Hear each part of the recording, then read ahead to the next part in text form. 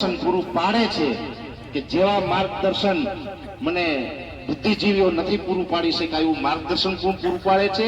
અને હું સૌભાગ્ય માનું છું મારું કે આવા વ્યક્તિ સાથે હોય ને તો પછી આપણે કે ડરવાનું કે ગભરાવાનું હોય નહીં।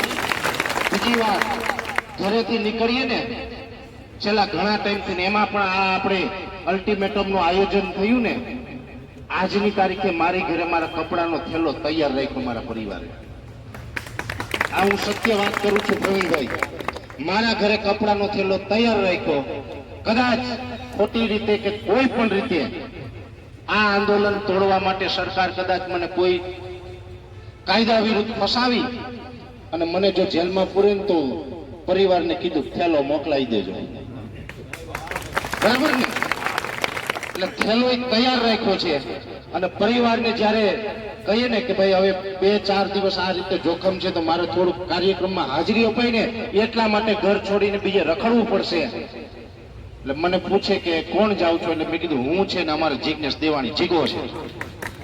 એટલે મારો પરિવાર પણ એકદમ નિશ્ચિત થઈ જાય કે ભાઈ જીગો છે એટલે કોઈ ચિંતા નથી, એ અમારા પરેશને એમ કેમ પાછો લઈ આવશે આ વિશ્વાસ સાથે। અને બીજું બધા છે જ, બધા પરિવાર છે, પણ અમે આજે ખેતરમાં સૂતા હતા અને જે જંગલમાં અહીંથી આગળ 25-30 કિલોમીટર આગળ મેંદડાથી આગળ અમે જંગલમાં સૂતા હતા, સામે સિંહો ગળત દેતા હતા અને એમાંય અમારે એવો મેસેજ મળ્યો કે તમે જે વાડીએ સૂતા ને ત્યાંથી ફરી જાઓ 2-5 કિલોમીટર આગળ, એવો અમને મેસેજ મળ્યો। એટલે અમે જાતા હતા ને દીપડાને હામ આ બે થઈ ગયા રાતે। આ બધું હવે કષ્ટ વેઠી, ધન્યવાદ જિજ્ઞેશ, અને હવાર પાડી અને ભાઈ મને અહીં સુધી પહોંચાડી ગયો।